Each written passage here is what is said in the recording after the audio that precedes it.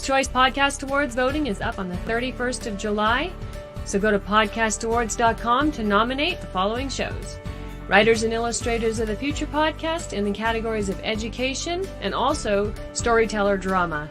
The Centralist in the category of politics and news.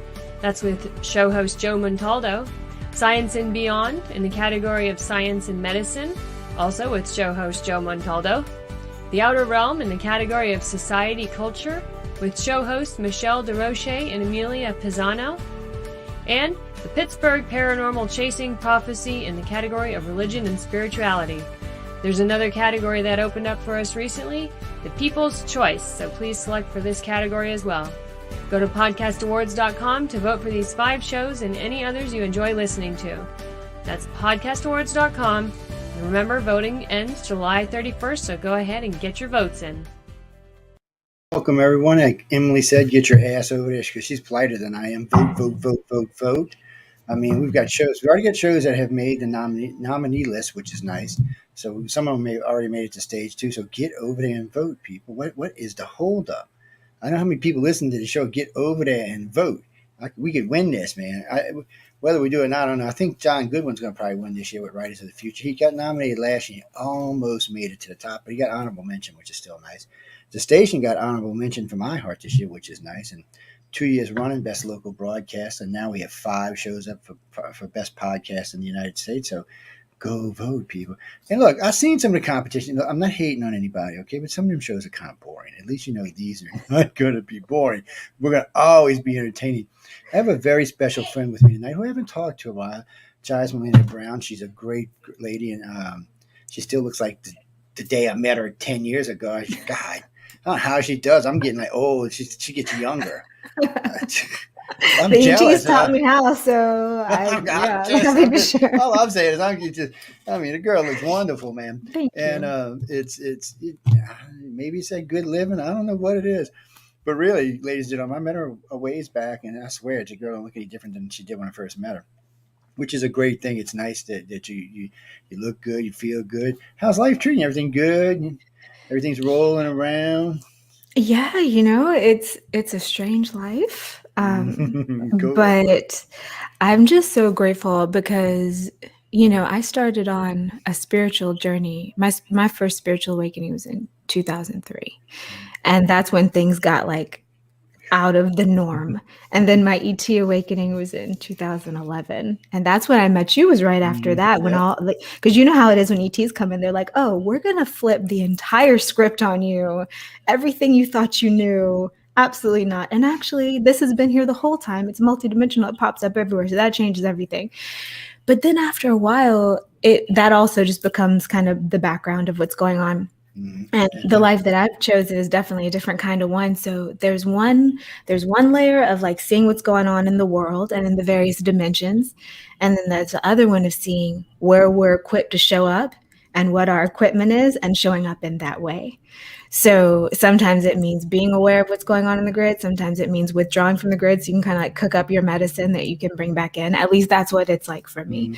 So sometimes I'm really connected and sometimes I'm really reclusive, but it tends to be in balance. Like I'm doing pretty good. I feel like all those spiritual practices that I've been practicing for so long have finally like kicked in basically since quarantine. It felt like, all right, kids, here it is. Like, let's go to work. This is what we've been training for. And that whole thing has felt very much like activation time. So that's how it is. But then I was going to say that's very true because a lot of my spiritual background from when I was younger and stuff that I'd done, like when I was meeting you and all, it really paid off doing this 18 months of, my company was fairly busy because we own a maintenance company. So we still were considered essential workers, but we were nowhere near as busy as we had been. And it was, man, I was like, the station keeps me busy too. It's like, man, I got to go back to some of my teaching so I can relax and not get aggravated. Because everybody was freaking out. I'm like, people, look, you're either going to get COVID or you're not. Stop. So y'all can go play. It's like playing Russian roulette right now. I said, so, and then the shot stuff started. Are you going to get shot or you're not going to get shot? So, I said, you know what? We'll get the damn thing, which so far it hasn't killed me. So that's a good thing. But by the way, I seen somebody popped up on the text. I got the J&J shot, guys. Yeah. But we had COVID. It was weird for us. In January of the year before last, when all this was starting, my son got sick for 5 days and wouldn't get off the couch for nothing. And I was like, then he started feeling better, and then I started feeling bad. And it went 14 days. I went to see my doctor. I said, "What's up? 14 days with the flu?" She said, "Jane got the flu. Flu don't last that long." So I'm like, she said, "I don't know what you got, but Jane got the flu." She said, "You're starting to look better, so don't worry about it." So I go home. About 3 months later, I get a phone call. "Oh, you had COVID."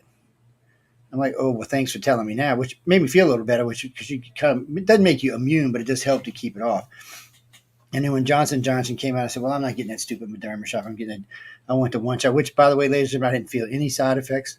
My arm didn't get sore, and I didn't have any side effects. Now, I can't swear that's how it's going to be for other people, because I've heard horror stories about all three of them. Different mindsets react to different things, but I figured the universe stuck it there for a reason, and I better go ahead and take it. I went, and the other two, I was a little worried about. Maybe I might grow some extra parts, maybe another ear, maybe another nose, maybe a third eyeball or something. I wasn't sure. When you start getting into stuff like this, you never know what's going to happen. But I've always maintained the same thing. I'm not going to tell anyone not to get it or to get it. It's not my place to tell you what to do with yourself. I can tell you about my own experiences, and you can judge for what you want to do. And you've had lots of people on shows talk about it. I know it comes up on a political show a lot. Michael Angley works for the trackers. So, and he was great because he predicted Delta 4 weeks, 5 weeks out before it even hit the country. He was telling us it was coming, and now he's on the Lambda thing. So, I think though my brain is in the mindset that it's not going to bother me now. I found a little peace, a little love, and a little light, and a little laughed out loud at the same time. So I've been feeling better. I've been feeling bad, but it's been a little strange ride for the last 18 or 19 months. And it's just, first off, it was so weird being on interstate with nobody on interstate. It was like when the contactees taught me about the Holocaust dream. It kind of was like this. I was like, wow, there is nobody, no cops, no people. I'm When flying was out. this Holocaust dream that they were having? When Well, was that? well, they still have them all the time. We get 1/3 of all the contactees we deal with have the Holocaust dream. And the Holocaust dream is really weird because COVID sounded a lot like it. It didn't turn out to be that way, but basically what they talk about is they talk about finding these towns, they're like ghost towns. One lady's described in Houston, Texas. She knows the place. She's driving in town. There's like 12 people with her. They pull in town. There's cars parked. The lights are working. The lights in the buildings are open. And they got out the car to walk to the building to see something, and a face popped out of the glass and started talking to her and started talking about what the last thing she bought was. So that's facial recognition advertising, which we know was invented, but the government for some reason said you can't have it. So sometime in the future, this is going to happen. They talk about only 1.5%, oh, I'm sorry, 15% of the planet will survive. Everybody else will die in less than 8 days. So they talk about it sounds like a pandemic because all the buildings are intact, all the vehicles are intact. It just sweeps through, but all of them give great detail about what goes on and who's waiting in for them and how they run into the government and where the ships are. It's a strange thing to read it. But when COVID hit, it just popped in the back of my head. I said, man, I hope this ain't it. I said, I thought we were going to get longer on the planet. I'm still having fun, people. I'm not ready to go on no motherships or nothing. I'm ready to have some fun. My companies are doing well. I actually got money to spend, extra money. I said, and that's what's sad about the COVID thing. A lot of people made a lot of money. Well, I shouldn't say a lot of people. A very select few people made a lot of money, and everybody else kind of got screwed. Or you got unemployment, whatever came first. I'm not exactly sure. I remember a friend of mine down here said, "Well, they're going to give me $400 a week." I said, "Dude, you make $1,400 a week. What are you going to do with $400 a week?" I said, "Your bills are twice what mine are." And I said, "I know what I make." And he's like, "Yeah, but it's free money." I was like, "Keep the free money. Let me go back to work. I don't care about the free money. Let me go back to work." And so then we got a lot of sightings were coming in all this time, way more sightings than usual, because more people were home and they were paying attention. They were bored. They were out in their backyards, out in their front yards, or out by the lake. Anywhere there wasn't people is where they were. And it was weird because we really had, like I was telling you before we came on the air, something of mine just aired because I have over 50 contactees in 2 days. That's incredible. And so I'm like, yeah. And then one lady says, "Can I come on your show?" I said, "I don't even know who you are." You can't come on the show. How about you? I talk to you first and see what you're saying. Let's See if I get to agree know with each it. other a Maybe. little bit here. Yeah. And then I had some friends I hadn't talked to from Europe got hold to me, which was strange, and because they were having a harder time than we were. But 3 of them were telling me that their contact had seemed to pick up. I don't think it seemed to pick up, and they felt it did. But I felt like they just had more free time on their hands, so they were remembering more. I doubt it changed in its intensity either way, but who knows? Who knows? And then somebody asked me about you the other day. It was one of them gray people said, "What have we abducted her lately?" I said, "How would I know? You're a damn alien." I know. No, I'm Just not look at supposed to know. pull up the file and you can see. I said, Yeah. "All right, let's go to the computer." I'm like, but it's really weird because a friend of mine, Jennifer, she was talking about a visitation to a ship recently. Hmm. And she was going on and on about this lady she met. And she said, she's really sweet. She was really nice. And she started talking. And for some reason, it sounded like you. And I said, well, I know somebody like that. I said, I can't be, certain or sure or anything. And she said, no. And she said, she's kind of tall girl. And she's going on and on and on and on and on. I said, well, she never told you your name? I said, did you ever bother asking? Well, no, I never thought about it. I said, next time you see her, ask her damn name. And she's Shoot her like, my social on whatever thing it is and see, because yeah. if it was me, she'll know if she sees me. Oh yeah, I mean you have a distinctive look. I mean people don't know Yeah. who you are when they see you. Right. You've been teaching anything lately? Or just been keeping to that? Definitely. Yeah. I know. Yeah, always something. I caught you. Where was it? Not on TikTok. It was on Instagram. That's what it was. Mhm. Okay. For some reason I keep getting TikTok and Instagram confused. I'm not They're sure very why. similar. I just jumped on TikTok like last week. I had been fighting it and fighting it and fighting it. I was like, I don't want another app. I'm already on screens all the time with everything I have to do, so I don't want to do more. And yet a good friend of mine who's an artist, she was like, Charis, it's just the way of things. They might just go that way. You should do it. And I'm like, okay. And it's actually fine. Yes. So yeah, it's fine. But yeah, I'm teaching. I do a lot more one-on-one kind of mentorship work these days. And it's funny because the ETs, the way I see it is multiple dimensions. Because I remember back when you and I met and there was Exactly. conversation about for instance, fairy energy, fae, are they ETs or are they some other thing? And for me, I actually found out about the ETs before the fae. So I was like, oh, y'all are here too. And what I started realizing is, oh, these are different dimensions. Or even you say the people who are really into what's going on the various different levels, like what may be going into the behind the scenes stuff of our government and whatever. I think, yeah, all that's going on. It's a dimension that's happening. You can choose to plug in or not, depending on what's calling to you. We have different things going on in different spots. And sometimes I know that as time has gone by for me, like I'd be in a spot a lot. And yeah, of course, I've had some like willpower fights with some things that sometimes would want to come and push you around. And you're like, no, this is my town. You're not going to push me around. I will say before COVID, I had a couple of dreams. The one that's coming to mind super intensely is I dreamt I was out in this house in the middle of like long, like cornfield, but it wasn't corn, it was just grass, all to every horizon. And the important part of the dream was there was a wave of fire coming. And I was like, hey, there's a bunch of like a prairie fire just coming. And it just went right past the house because the house had a little bit of concrete around it, just like a little walkway, but it was enough to protect it. It was just fast. And there was a man and a woman standing outside looking in. And I remember she had an umbrella and they both had blonde hair because I remember the sun shining through their hair.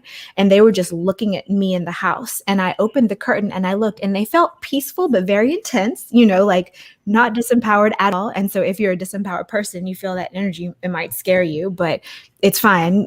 They're just know who they are. And it's like they were coming to meet me. And it's like it's not that I expected them, but I also did not expect them. And I knew that there was water coming next. I was like, there's going to be water that comes. And so when I woke up from that, I remember telling my students at the time who I was guiding through various multi-D stuff that I'd had that dream. And I was like, okay, create in your aura around you. Imagine that there's an air bubble and imagine you're starting putting plants in there to create your own oxygen supply so that whenever this wave of water hits in whatever layer of astral that was, you're prepared. And then you think COVID, lungs, breathing, and all the fires that we just had. So I don't know. I definitely had signs like that. And then it came. I was like, oh, I wonder if this is that thing. But I think the thing that people often forget when they're trying to decode dreams and stuff is that it's not so on the nose in the physical. Usually it's much more subtle. It's much more low key. Even if you think about 2012 and all the shifts there, when they actually went down one by one, it didn't feel all that intense for most people, but looking back, you're like, oh no, we're in a different reality now. So yeah, those are my thoughts. Yeah, well, no, it feels like that. It feels. I was talking to somebody about this the other day. Was this an alternate reality, or was this some kind of shift that we went into? Because it seems like it's taken longer than it should to get out of it. Or it's hard to explain, but it just doesn't feel. I don't know, it feels real, but it doesn't feel real. It kind of has this. How can I say this synthetic feel to it? It's Mm-hmm. because I know it's real. Because people have gotten COVID. I know people have died from it and stuff. But there's something about this whole thing that it just has this unreal feel or something, or maybe it was created for this particular thing. It's a strange feeling altogether because I'm really kind of wondering sometimes, why this came out the way it did, why it panned around the planet the way it did, and why so many people don't want to talk about it or be involved with it, even with vaccinations. And I don't criticize anybody because, frankly, if I was living by myself, I probably wouldn't have got vaccinated Mm-hmm. because I'd already had it. So I was kind of thinking, well, I'll just leave it alone. But Yeah. I got people coming and going all the time, and I'm in people's homes every day. I mean, like today, I was in 14 different homes and Lowe's and Home Depot and a couple other places. And then, now we're getting ready to put the new FM station up. So I've been dealing with the FCC and a bunch of people over there. So it's just a lot of contact, and I would rather not get anybody sick. So I figured, I'll get the shot and be done with it. And see, now I'm sure in 6 months again, they're going to be, yeah, you need another shot there, bud. Kimberly, Wow. I am wearing a tie, baby. You just can't see it because it's black. Yeah, I'm all black. Look, see, Yeah, I like the look. I like black on black. it's just what it is. And actually, if you see me in person, the black tie is actually darker than the shirt. You can tell. But no, that's not a weird question. I mean, I'm off the realm, but no. What are you asking, Charis?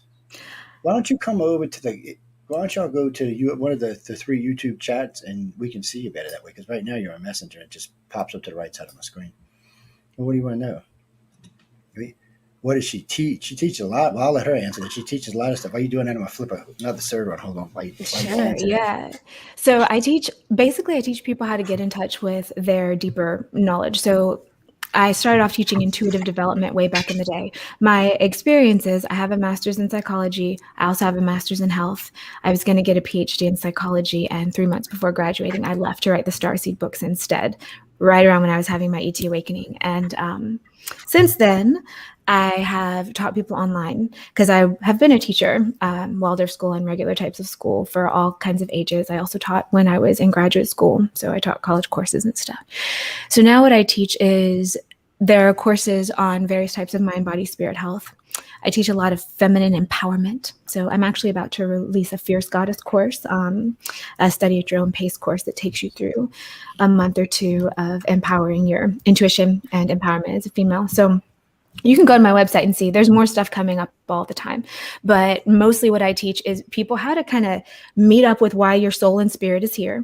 If you're super multi-D, we can go super multi-D as deep as you want to go. But also we can just do regular mind, body, spirit stuff, like having a spiritual practice and being able to perceive the synchronicities in your life and surf them rather than just letting it come and figuring out how to connect with yourself at the deeper layers. She's got a very calming effect on people. Y'all should pay attention. We've talked many times over the years, and it's like everything. We all make a lot of friends, and then we're all moving around. Sometimes we're in the same circle, sometimes we're in different ones. But it's a very interesting thing. She's got a lot going for her. But if y'all looking for, I mean, you can find her on Facebook. Of course, you can find her on. You can find her on Instagram and now TikTok. We were just talking about that. So, but don't be scared to say hello or what's up or how y'all doing and things like that. Yeah, say hi. And I always love hearing stories when I show up in people's dreams and stuff. I'll know, Joe, I'm sure you got some version of this where you wake up and you feel certain ways. You're like, oh, I was traveling last night. Sure enough, the phone rings. Or a couple hours later, people are instant messaging me on IG like, you're in my dream. Like, yeah, I thought I was up there doing some stuff. And I think a lot of people just remember seeing you, but it could be multi-D. It could be on a ship. You don't necessarily know unless they know the details. But I think often when I see people in ships, I'm hanging out in the gardens and the arboretum anyway, which by the way, if people want to know a place that you want to go get abducted, if you want to go hang out with Star Family, you can go to the national parks. And if you just hang out there for a while and set the intention, they'll come hang out with you. And I also want to just say, because there's all kinds of stuff about getting contacted versus abducted out there. And you always have the right to declare that you only want things around that want the best for you and everything you touch through all dimensions. So if anything's ever making you feel sketchy, just say, nope, get out. If you don't make me feel good and safe, then no. If in doubt, because there's plenty of good stuff out there, just hold out for it. It'll come. And if not, they'll just wipe your memory so you don't have to remember anyway. So they'll make it easier on you. Exactly. You Try got to up keep and up. you had your coffee the next morning and it was fine. So, and also I do think that we agree on some level. Like I know I've been a part of the hybrid program for generations and generations. And it's like, yeah, that's part of why I'm here. I can't like be 18 generations in and then be like, actually, I don't want to. It was my idea too. So, but I know I've got privilege in that area because they Yeah. do feel friendly in my experiences. And the hybrid program is interesting because, I was talking to somebody about this the other day, and somebody goes, well, are they hybrid in us or them? I said, well, they're not so much hybrid in them. I said, but it's kind of a mix. I said, they're hybrid in us to an extent. I said, so what they do is I said, they'll take somebody and they'll take a little bit of their DNA and a lot of our DNA and mix it up so that the next generation and next generation and next generation and even the first generation is moving up. But sooner or later, they're going to come for all of these people. I hate to say it that way because that doesn't sound right, but go ahead. You sound creepier than it is. Well, it sounded kind of dark, actually, and I'm tired. it's not quite like that.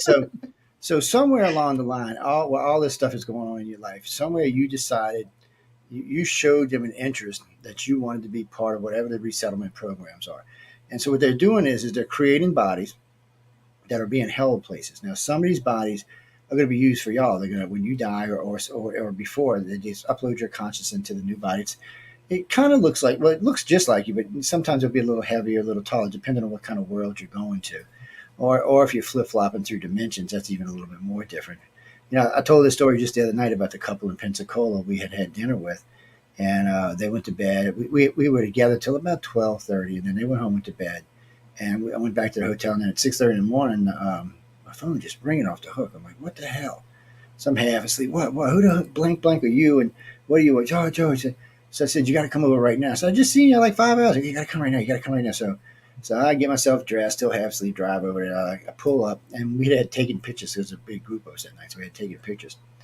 And everybody was decked out. And I get to her house. She's in shorts. She got more hair on her legs than I got on my face. So I'm like, I mean, it's like this long. I'm not kidding you. I'm like, and his beard is like this. He looks like, how the Muslims wear a beard like that. I mean, it was just, what the hell? So I'm pulling on his beard, pulling on her hair legs, trying to figure if it's fake. And it didn't feel fake to me. And they yanking and yapping every time I pulled. So I said, what the hell happened? She said, obviously we were taken. And obviously we were taken out of time for some. So in the 5 hours that passed between the time I seen them and the time they called me, there was 3 weeks in between there. Wow. So, so they put them back with no memory of anything. They just put them back. So I said, when y'all are ready, we can do some regression and see what you can remember. What was funny about this is they waited 2 years before they were ready to do the regression. Well, because it freaked them out. And they went to doctors and they went to all kind of people. They went to specialists. And somebody said, well, maybe it's lupus disease. He said, overnight you're going to grow it. And the guy said, no, that's not going to happen. He said, you might get hairy after a couple of months, a couple of years. He said, not in 5 hours. Yeah. And it was so funny. He said, because they had the video playing when they went to see the first doctor, and the doctor's doing this to him, pulling on his beard. And he's like, stop. He said, I just want to see if it was fake. And then he tried to like peel it or something. Obviously, it wasn't fake. So then the guy took a razor and cut it so he could see. He just couldn't believe what he was seeing. So he goes, do you have witnesses to this? He said, several. So he pulled out the picture of all of us together that night. And it clearly had the date and time on the picture. He said, you're kidding me, right? He said, no. And he said, the guy right here, he said he specialized in this. He said, I called him, and he was the first person I called. He came in with the camera and videotaped everything. So we got the pictures from the last time we were together and the pictures from 5 hours later. And he said, there's no way. And the doctor just did not want to believe this. He was having a hard time with it. He's like, there is no possible way. He said, well, you can clearly see the pictures taken. You can talk to the witnesses because his wife was wearing just a dress about thigh high, so you could see her legs were well shaved. He was clean cut, no beard, no mustache. And when we got there, I mean, he had a serious beard. He had one of them beards I used to grow when I was a kid, like a Fu Manchu down here, man. I mean, this thing was huge, and it was thick, but the weird part was he was 32 at the time, I think. It had gray stripes, like stress stripes in it. Ooh, would have been going on up there. So he must have been a little bit stressed. So finally, 2 years later, we get him regressed, and we start retrieving information. And for the most part, it sounded more like an enlightenment experience. They got to spend a lot of time on a big ship. And they stayed talking about the gardens and the waterfalls and stuff like that. Ladies and gentlemen, this is a common thing with contactees. It's like the RH negative thing, but a lot of the big ships, from floor to ceiling, they have these gardens. I guess it would be like the Hanging Gardens of Babylon. All the rails have gardens. There's big things we get at the bottom. There's a waterfall, and then there's offshoots where you can sit and enjoy the gardens on almost every floor. So, they use it not just for beauty, but for air scrubbing and things like that. And they always talk about how well the air smells or doesn't smell. It doesn't stink or anything. Like, on Earth, some places smell really good, some places not so good, some places like, oh my God. It just depends where you're hanging out. Last time I was in LA, I remember walking down, I went to go get a drink, and I was left a hotel and was walking down the street, and I remember passing these two alleys going, all right, people, please. Between the marijuana and the garbage, I was like, whoa, whoa, whoa. Which I'm not any city, when Yeah. you're in the bottom of any city, it's just woof, and all that concrete and stone. Yeah. And LA's a big place. There's a lot going on over there. But just recently, I had 11 people in 2 days call me from LA about being taken. Ooh, And it's interesting. always weird because, it's always weird. We were talking about this. It's always weird when stuff runs. Because I've done a good bit of TV and a good bit of radio over the years, and you never know when something reruns or where it reruns to. And I know somebody had told me that they had seen me on Discovery just recently. I said, what was I talking about? He said, you were just talking about the hybrid program and how different people handle knowing that they've been contacted. Charis has a good way. She deals with it really well. She's incorporated it into her life. And I just want to tell people all the time, if you want to have a peaceful life, when you know this is happening to you, the best thing to do is incorporate this into your life. Amen. So you're not fighting it. Yeah, well, Gosh, how miserable, It's what you end up being, just miserable. I mean, and you can learn, you can like find other people who can help you. And also there is some layer of empowerment. Like, okay, so take scary experience that happened once when all this was going down, and it got triggered by a TV commercial I saw that was about some show that had like a flash that looked kind of like this, which kicked me back to a suppressed memory where I remembered what had happened. And also, I mean, I don't know what I would say to spiritual people in this case would be, in other dimensions, it's all about willpower rather than physical strength. To y'all, I'm going to say, wherever that spot is, my body was made differently, whatever, right? Both are true. It just depends on who you're talking about. Some people aren't comfortable with the whole ET conversation. So I try to like keep the truth, but also like make it so we don't end up just fighting about stuff. Anyway, so I'm sitting back in this chair that's holding me, and there's a reptilian. And I also want to say I've met reptilians that are totally cool. I'm not down for the reptilian racism. I know cool reptilian human hybrids. I know cool dragons. Like, they're not all bad. But this one was in my face, like snarling at me. And it was a similar shot as that moment that was on the TV that triggered me. It was even a commercial. It wasn't even a show that I watched. And he was like obviously trying to intimidate me, like snarling in my face, right? And that version of me in the astral realm, I am more violent than I am in this realm. And in the other realms, I tend to be more physically violent. I'm not a fighter in the body, but in the other realms, I am. And in other lifetimes, I have been.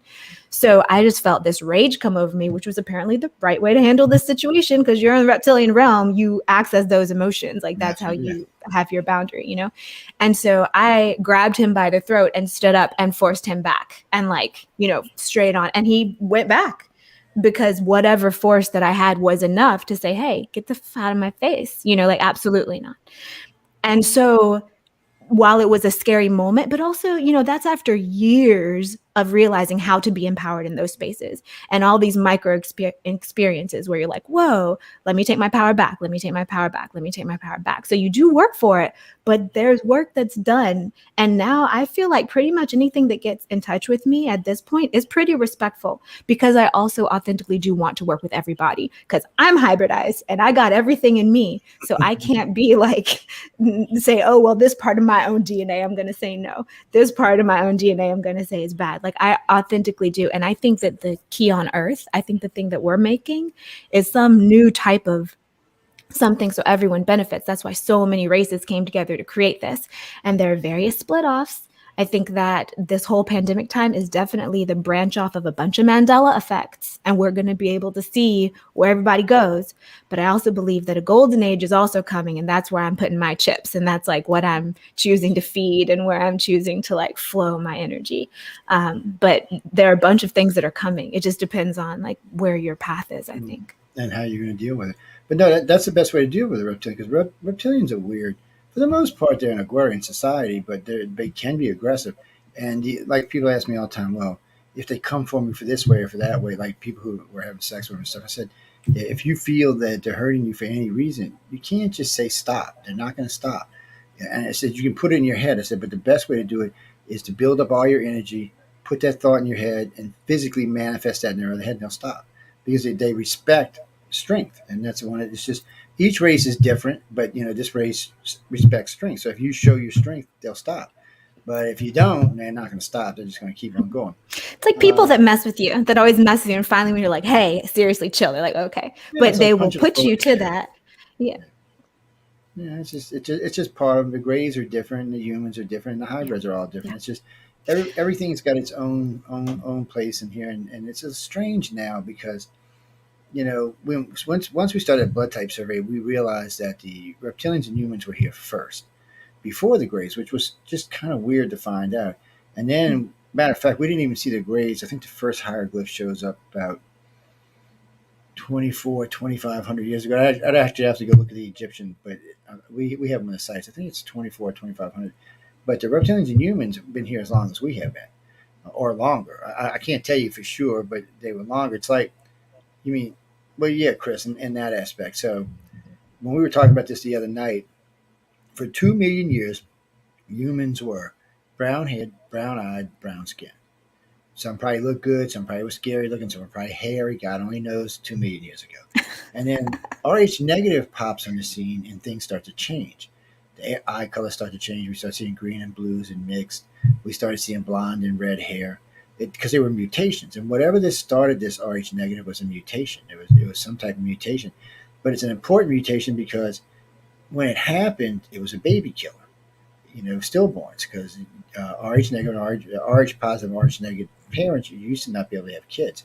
You got to thank the anti-dinogen G gene for that. They got a shot for it. That's why back in the day, you used to, when you went to go get your marriage license, you had to have a blood test to see if you were compatible. Now you don't have to do that anymore because we figured out how to take care of it. But it was weird. So when you think about this thing showing out of nowhere 35,000 years ago, and it was killing babies, and then all of a sudden you realize today that RH negative is the purest form of blood known to man. It's where all of our hematological research comes from.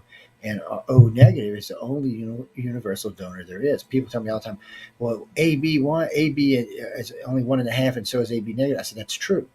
I said, but AB can take O negative. O negative cannot take AB. I said, so technically, they're 8.5%, and the RH negative people, the O negative people, are the rarest form of blood. Plus, we learned that RH negative people have different personalities than RH positive people. And what's scary about it, or I mean, scary or not scary, it depends on the way you look at this. If you look at the world leaders today, you're going to notice most of them have colored eyes, not brown eyes, but colored eyes. Also, same thing in Hollywood. The most famous stars generally have blue or green or a mix of that color eyes, which is a strange thing because brown eyes are by far the dominant.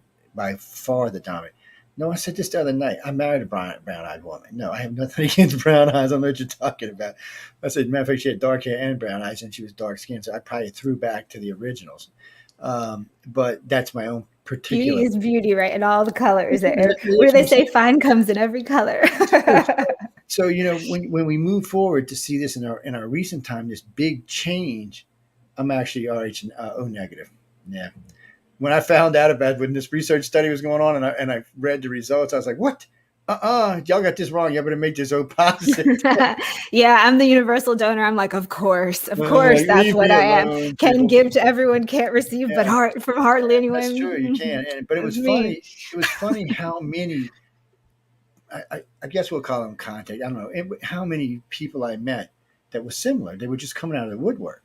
And when we would find out, so that's what drove the study because we kept having these groups coming in, which O negative blood, not O negative, but RH negative blood and green or blue eyes. So ICROSS current database have 72,000 contactees in it. Out of that, 65% are RH negative, and almost 70% have green or blue eyes or a mix. So it's really weird. So you only got 35% with O positive and about 30% with brown eyes. It doesn't make any sense because that's a majority. That's a dominant on our planet. RH positive and brown eyes are by far. I mean, green eyes only make up 2% of the world's population, and so do blue. and that's counting the combinations between.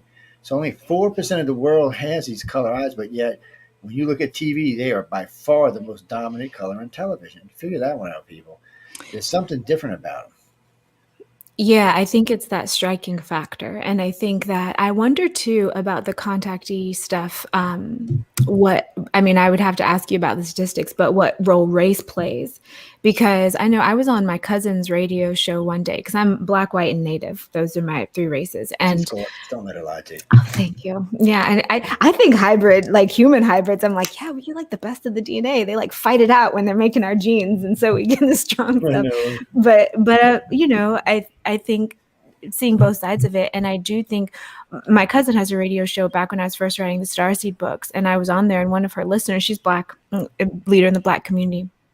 And one of the listeners is like, how come it's always white people that get abducted? And I was thinking, and I didn't see that thing till afterward, but I was like, oh no, that is not true. However, I do think it might be harder in certain races. That would be a whole other study, but to talk about it, to come out about it. Also, depending on religion, certain things will label this straight up demonic, and then you never realize what it was. So I don't know. That would be a whole life's work to figure that one out. It is a study we've got going on right now. So this is what's weird about this. So in the United States, when you talk about races, Black and Hispanics, of course, it's a lower amount than it is white, but it's the way it's mixed. But if you go to Africa or South America, it flip-flops. There's far more colored people getting abducted than white people. It's just because the populations run that way. They trend that way.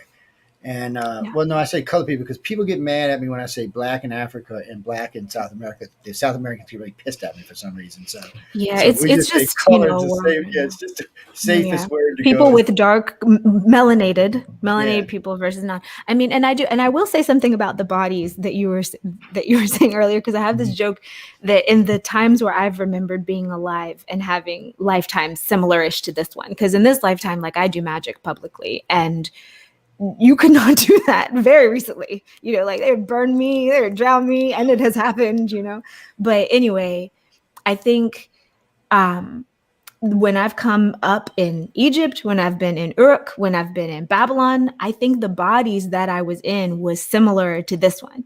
And I feel I have these memories of before I was born, choosing the attributes of this form, and Atlantis too, choosing the attributes of this form and being like, yeah, I want to look like that, and splicing and combining the genes to make it look like a similar thing. And also when I flash into the ships, that version looks a lot like this too. So I think it's the same gene code that when we like the shape, when we feel like it's comfortable, we just kind of keep recreating it. And I will also say that I do look like my family in some ways, but these elongated limbs that I have, nobody has these. I am certain that was them shifting me. I am the genes of my parents, but they were also radiated or something to put some too much other time stuff on Mars. That's why she's as tall as she is. Actually, well, I'm only 5'4". I'm only 5'3", 5'4", but everyone thinks I'm so long because I'm stretched out. I got these gray hands. These are this is the Zetas. You can't tell me absolutely. I'm proud of it. Christopher, you mean she's talking about? Yeah, well, her mom and sister are good looking too. Yeah, I met them a couple of years ago, but New Orleans. We miss New Orleans. Yes, we'll be back. They come. Yeah, no, she has a good looking family. And an intelligent family too. We're not going to get into all of that because we're going to talk about. No, her mom and her sister are very intelligent, and her sister has a pretty good job. Last time I talked to her, so they're a bright family. Thank you. Charis decided to go a different way than the rest of them went, which was her choice. Yeah. And don't think because she's doing this that she's not intelligent, because she's very intelligent. So I don't want you to get confused. Now, this little young lady, Leah, in the room, her and I were just talking about this very subject just a little while ago, and about coming back or being reincarnated, or how you can come back, because it's weird for people, when you think about being brought back, because this is what confuses people. So you got to understand something, ladies and gentlemen. The aliens have been with us the whole time, so they're very intimate with us. And what I mean by that is they know our souls for long periods of time. So the same grays that are taking you today are the same grays that took you 10,000 years ago. It's the same people. So they kind of know how we're going to go. And we were talking about this, how you can come back and why you come back. So sometimes, now she might come back as a guy sometimes. Oh, definitely. Yeah. But still she might. And then there's always the thing of I hate to call it clairvoyance because it's not really what it is, but there's always this thing where contactees have the ability to see things. They can see like parts of their lives or parts of somebody else's lives, or sometimes they can see long stretches of someone's life. They'll meet somebody, and then all of a sudden it's just in their head. And then sometimes we feel compelled to tell people, and sometimes we're like, no, no, no, no. That's I how ain't saying that's all nothing that. to you. It's not going to Good to happen. know. I'm just going to walk along. Yes, yes. It was nice talking to you, but we're not going to go there today. Because some people really will take it and absorb it for what it is. Yeah. And then some people get angry. Well, I remember this is like 30 years ago. I had told these three ladies what was going to happen to them when they got married. What the guys were going to look like the whole 9 yards. And they're like, "Oh, you crazy?" Well, everything's come to pass now, and they're like, so that day she went up, she was, I hate you, right? And I'm like, why? She said, you should. I said, I warned you in the beginning what was going to go on. Don't hate me. I said, you was pre-warned. I said, there's no reason to hate me for it. It's like that was your warranty right there. I said, because sometimes I will meet people or see people, and I'll just get this. And it's not. It's not like an image. It's not even like a thought. It's more like it's just like a rush of information that overwhelms me, and then I just feel a need to spill it out. And sometimes, sometimes it's just the way it works. Yeah. What do you mean? Can you see your front life? Well, you can see a lot of different things, but you got to remember something. We can see a lot of things forward now, but we're still making choices. So as we're clicking through this life, just because you see something at this moment going forward, it may change if you decide to do this or go that way, or decide to get married, or decide to do this, or have children, or not have children, stay single. To choose your own adventure book. That's what it is. So different timeline. You just never know which way you're going to go. Because most of our choices are free will. There's some stuff I would say that unfortunately is pre-designed, but most of it's not. Most of it you can go, and then it's like when we're talking about the bodies on board the ships. So whenever the Holocaust actually does happen, whatever generation it happens, and probably not for a long time, whenever it happens, they will have stored X amount of consciousness in these brains or on board the ships. They will download them, upload them, whatever you want to call it, and these will become active. Now, if like say we're still alive when it happens, they'll just take you and put you in. This body will just drop, and you'll be into the new one, and that's just the way you're going to live. Those bodies actually have big advantages over these. They have bigger brains. They're stronger. They're faster.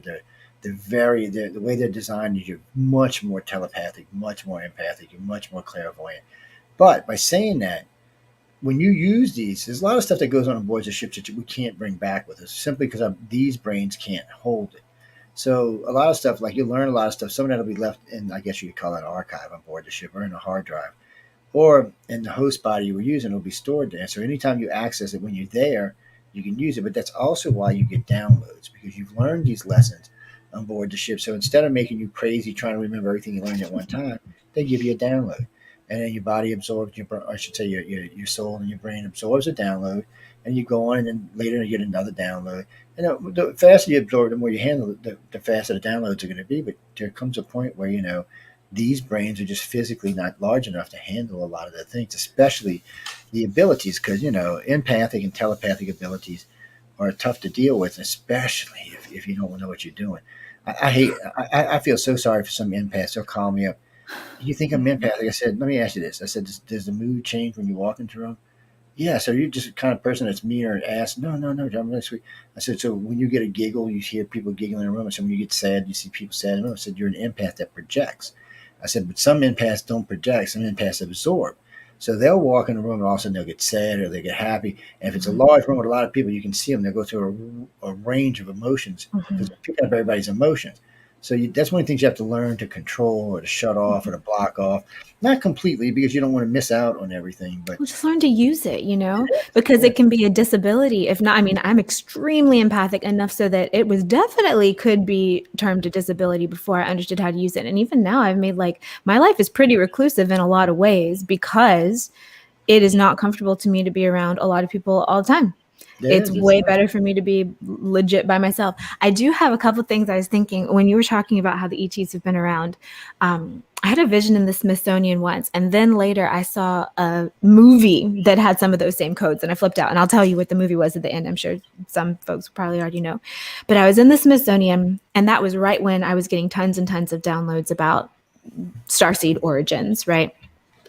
And I was going through this hall of human development where they had all this mural about this is where humans came in and da-da-da. And it's funny because I felt this frustration deep on a deep level. And I felt to myself, that's not how they happened. That's not how it happened. And they know that's not how it happened. Like the theys somewhere up the line knew. I don't know who I was thinking that about, but I was. Anyway, I get into where they had these busts of the proto-humans, right? So they had their face and shoulders. And those artists did such a good job portraying life. I mean, they even had the gloss on the eyeballs. They looked alive. And so I was kind of getting down at eye level because they were making them about how tall they were, about 3.5 feet for these proto-humanoids, whatever. And I would get down and eye gaze with them and try to jog. I felt something happen. And, I'd been meditating so long at this point and getting tons of activations all the time. So I was like, okay, something's coming through. Let me let it through. And I had this memory of being extraterrestrial myself. Like I was in the all I remembered at the moment was in the ship coming down to Earth, in a little ship, like shuttle vibes, coming down to Earth, putting down a thing, coming down, and the humans running up and saying, "Hey, what's up?" And we were friends, and they were like short, we were tall, and we knew each other, and they would come and we would like do the little test, give them a little shot, whatever. And then we would go sit around the campfire and they would give us food. And the vibe felt, so I really love children. I speak baby, I speak child. I've taught all types of children. I think children are super cool. It felt like when you meet a cool 3-year-old, that 3-year-old is cool. You're not smarter than them. You've just been around a little bit longer. So you understand like more language. You can help them out with stuff, help speed them up with stuff. That's how it felt. And we like really loved the earth food because we only ever got earth food and we would come. So we were all homies. We were all cool. And then I would leave again and we would come back however later. Then later, about a year after that, I saw the movie Cloud Atlas. And when the Starseed character was coming down and interacting with the humans like way, way back, I was like, holy bananas. It's a lot. It was a lot like that. Only it was way less Hollywood in my vision, know. But yeah, that's a layer. And now I know that me, myself, have been around since way before Earth, have been around for the whole development of humanity. And I'm also human and I'm proud to be human and from Earth. But it's a lot to like put together in the mind as you realize this is after 10 years working this stuff through, and like doing it every day, because when ETs came into my life, they did with a bang and blew everything apart and totally, I don't regret a thing. But it's a different kind of life knowing that that's going on all the time and just like being part of it, It's hard. I always tell this when I meet people who are coming out. I'm like, or going through the awakening. I'm like, look, you got to take it in steps like anything else. I said, there's a lot of information there, but there's a lot of information. I said, you got to remember these aliens have been with us a long time. So through generations, you're picking up information after information after information, and then it just compiles itself. So it can become overwhelming, especially if you had a hard childhood or a hard life. It's one of the reasons they don't let us have telekinesis, by the way, ladies and gentlemen. Not surprised. Because a temper tantrum at the wrong moment could kill somebody, bring a building down. They just don't. I said, humans are just not ready for that. Because as it is, I used to teach, I still do for special groups, but I used to teach dreamweaving to big groups. And dreamweaving is an interesting thing. Dreamweaving is something where you share dreams with someone else. Now, I would let them institute it and I would just come in. It's kind of a hard thing, but you can tell because everybody shares a dream. And then what I was teaching them is not only can you share your dream, but you can change your dream. You can alter your dream. You can change it to be what you want. If it turns out to be something horror, you can actually go in and rearrange it. Like if something's about to eat you, you can turn it into a stupid clown or a raggedy and just something goofy, something that you're not going to be fear of. So all of that, that's all. But it's more than that, because what I learned at a very young age is not only can I share dreams with people, but I could go into places that were closed off in their brains. So I was able to access parts of their brains. And a lot of times you just learn things that either you shouldn't have learned or you didn't want to learn. And it's because, probably 10% of the contactees that come to us, or maybe 15%, they're not actually contactees, but they took like a child abuse thing and turned it in to the alien thing because they'd rather believe in that than the abuse. And then don't get me wrong, people, there are a good 15 or 20% of contactees that have been abused as children. Yeah. But we never realized this until the last study, that almost 35% of the people we meet were orphans. Or been adopted. I should say been adopted, because they weren't orphans. Just means these people were adopted and raised and didn't know that they were until later in life. It's a weird thing. It's a weird thing because we had a bunch out of Canada recently we were going through, and I don't want to say that they don't get abused, because some of them still get abused, but Mhm. the difference is once you understand your abilities, nobody's abusing you anymore. Mhm. Okay, you can stop it. You can give somebody a headache just by thinking about, or if you get really, or if somebody's being really angry with you, and you can just be empathically just be really silly, it throws them off. They don't know what to do with it. And when Mhm. you charting it into their head, part of their head is still fighting, going, "Oh no, we got to do this," but then it just takes over. Unless it's another empath or another contact, it's not that hard to do. But the dream weaving is so nice because you can guide people through meditation in their dreams. So you can pick out a particular thing you want to do, and you have them start to dream, and then you can have 7, 8, 10 people with you. I prefer to do it one on one because it's just easier to control. So what I'll do usually is they'll let them dream, and I'll take control of the dream and change certain things in the dream, and then I let them take control. So then in the morning when I get up, I take my tablet, which I keep next to the bed, and write it all down, and then I will call them, and have the tablet right here looking. And I'll call them in the morning and say, "Hey, what were you dreaming about last night?" So I'm looking for things like, well, just recently we did one, so we were using Blue Dragon. So we didn't tell them that in the beginning. So I said, "Did you dream about a red dragon?" She said, "How did you know?" I said, was there a strange man in a Holocaust cloak standing there that made your dragon turn blue?" She said, "How do you know?" I said, "Because it was me." So then I went through what all the things I added to her dream was. She was flipping out. She kind of scared her at first. And I said, "You're going to be scared." I said, "I'm not trying to take over your brain or anything." I said, "Just I want you to understand that you can do this." I said, "I'm just showing you that you can do this." I said, "Now spouses, listen to me. This is sneaky if you do this with your spouse. If you're in there digging around looking for things, I tell people all the time when you eavesdrop, a lot of times you hear stuff that you don't want to Yeah. hear. I mean, integrity, right? You Just know, have integrity. so yeah, Yeah. try to do the honorable thing, and sometimes it's going to slip. I mean, if you sleep next to someone all the time, sometimes you're going to share these dreams quite often, and usually in the morning, if you're a close couple, when you get up in the morning, you'll talk about them and you'll know you've been sharing dreams. If you're not, you'll never know. But if you have good friends, sometimes you'll share them with them. Or Yeah. if you feel stress, sometimes you will send that stress to someone that will bring them back into your dream to help you Mm. calm down. Dream room's a great thing. It can be used for a lot of things. It can be used to teach. It can be used to bring calm into your life. You can also do assorted meditations through it, and it's easier to achieve in meditations when you're asleep. It's just easier because you're already asleep, so you can actually bring it in. I learned it. I'll tell you how I learned it. When I was in 8, 9, 10 years old, I used to get these just horrible nightmares, probably because I was being taken. I mean, I don't really know what it was, but I kept so.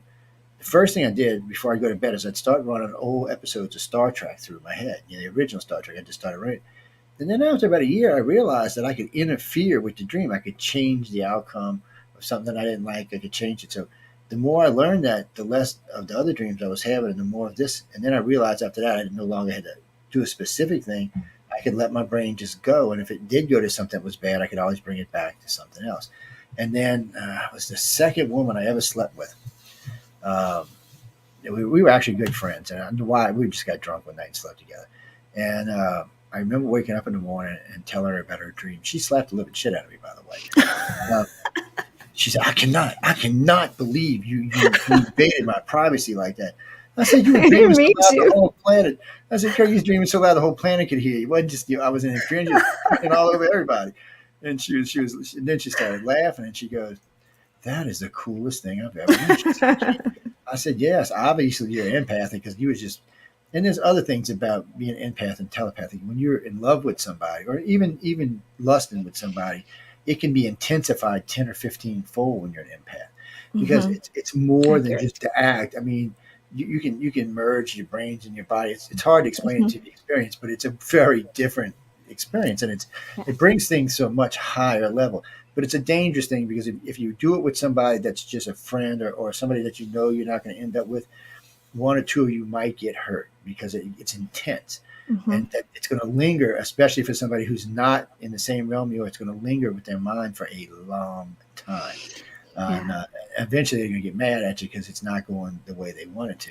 So I tell people, do it with who you want, but just, kind of take it easy in the beginning.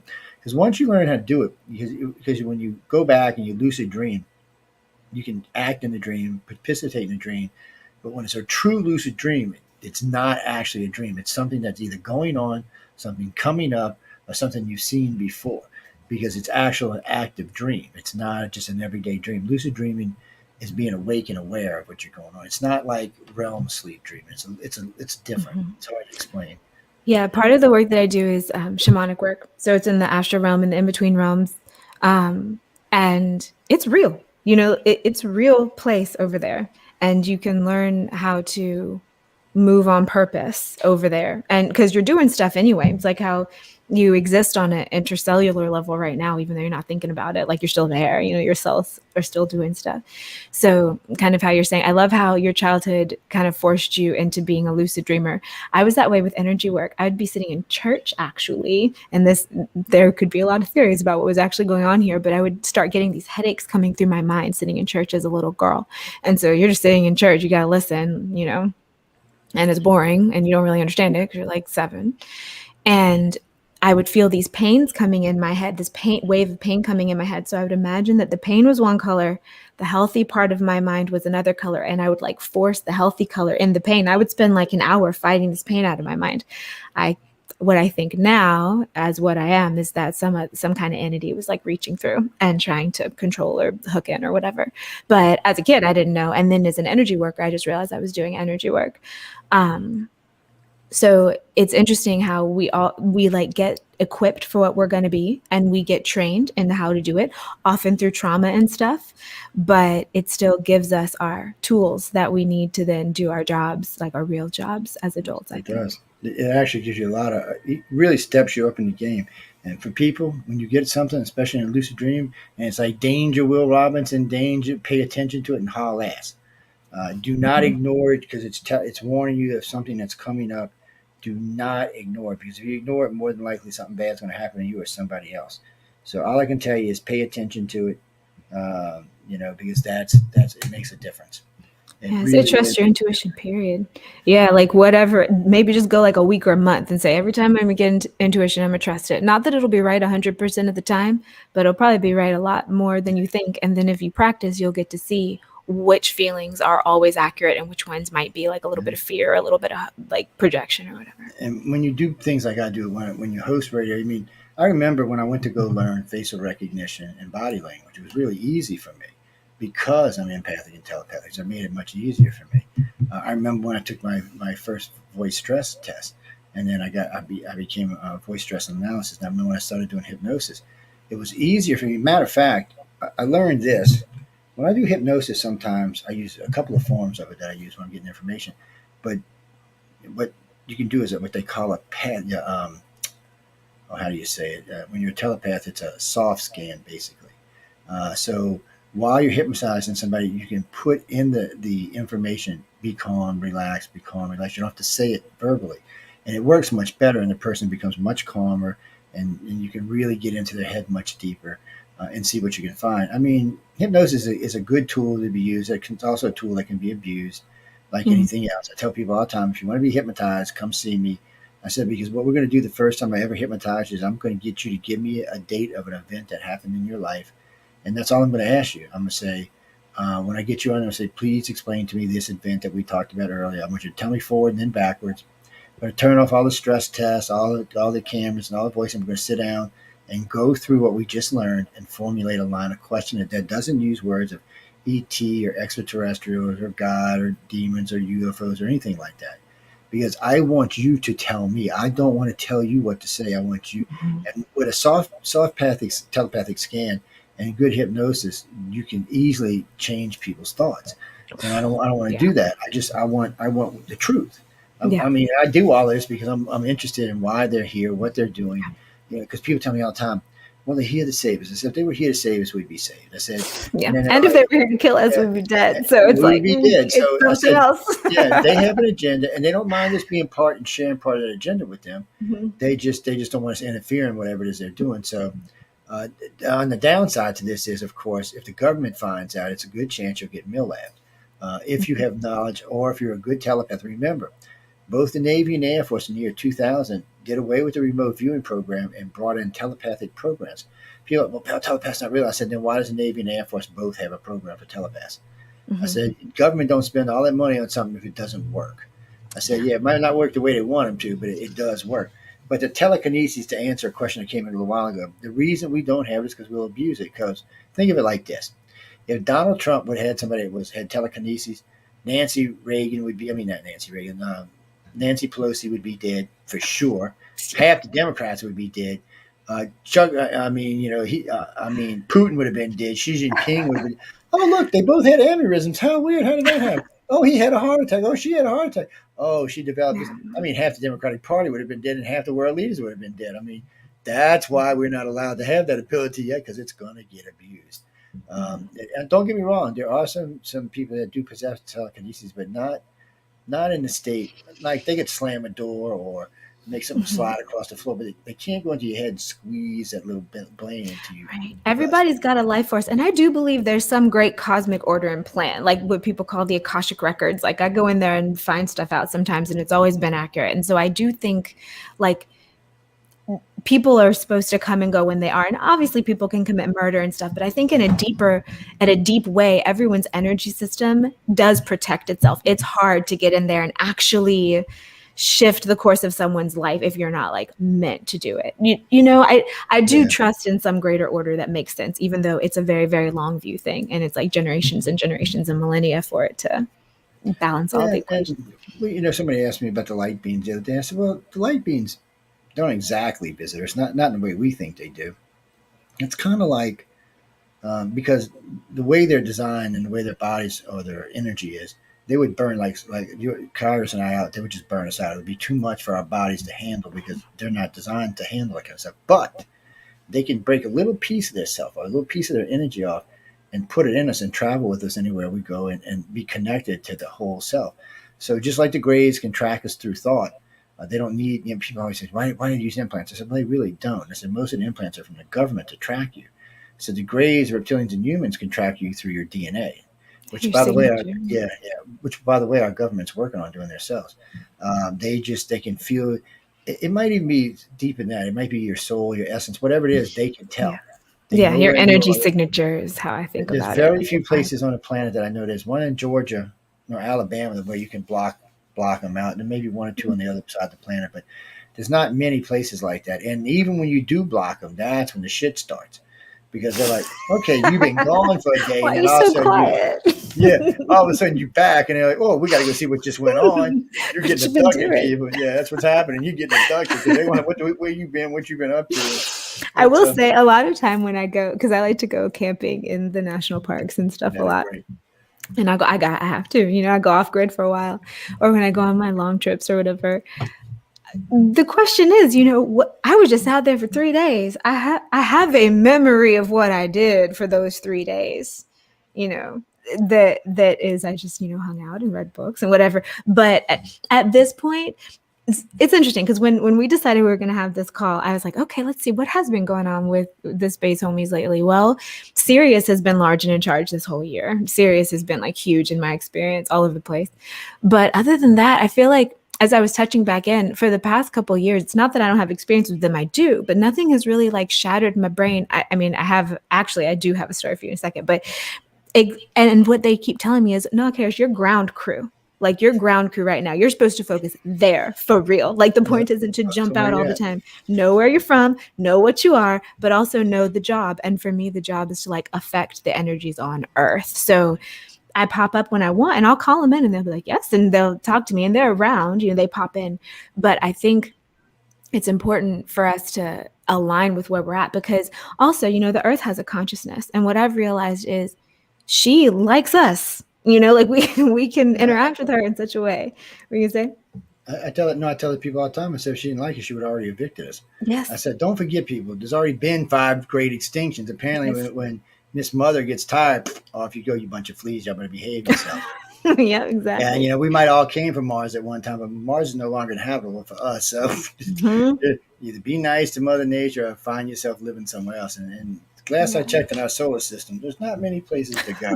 No. Kara, you mean off-world? You mean well, if you've, how can I say this nicely? If you've reached a certain plateau, you will be invited to go off-world from time to time. Now, like in Charis' case, eventually she'll be pulled off of this planet for good and put wherever she's going to be useful. But right now, Her job is here, just like several other people, communicators and keepers are here. They're here to help people understand, that there's other ways to get involved with this. And it's better for me that people like her around because I can be kind of Stalin like sometimes. It's So good. You're a good guardian, Joe. You got to be well, yeah, serious yeah. to do that, you know? So but people like Charis makes it easier. I mean, like Lee and I was having this conversation earlier today. It's she's more relaxed than I am. She's way more laid back, so it's easier for people to feel more comfortable with her. And I'm usually so incredibly stupid busy anymore that I'm very short these days with people. So I don't want to be, but as I tell people, go through the how did I say it? Go through my messages to get to me. And what I mean by that is there's lots of people that either work with the organization or that are close friends of mine. So if you're trying to get hold to me, it's best to find someone who knows me first and tell them what's going on. Because then what they're going to do is they'll work with you, and then they'll say, okay, well, yeah, maybe you need to see Joe or whoever, and they'll put you with whoever that needs to be. Because sometimes you need to know how to focus and understand stuff, and then sometimes you need to find the light side of this. And Charis is really good at doing that, and you just need to do it sometimes. I know people get mad at me when I bring New Age stuff into this, and it's not exactly New Age, by the way. Because let's be honest, the stuff we're talking about right now dates as long as man has been around, so I can't really call it New Age. Maybe we should call it Old Age on the return. Ancient New Age is and not really future. a good. It's like the pagans.